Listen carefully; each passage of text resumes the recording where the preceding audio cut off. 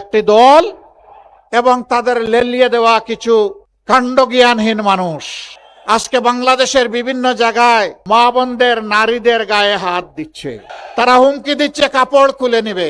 তারা বলছে নেকাব এবং হিজাব পরে আসলে খুলে ফেলো। তারা বলছে এদেরকে ঠেকিয়ে দাও, যেখানে পাও ওদেরকে পিটাও।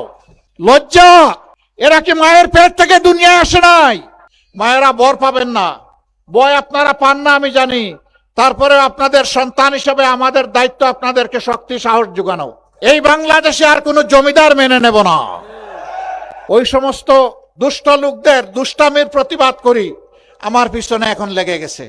4 দিন আগে আমার এক্স আইডি হ্যাক করে যা তা এখান থেকে চালাই দিছে, আর এমনি একটা দল ঝাঁপাইয়া পড়ছে, তাই রে নাই রে নাই রে বলে গান শুরু করে দিছে।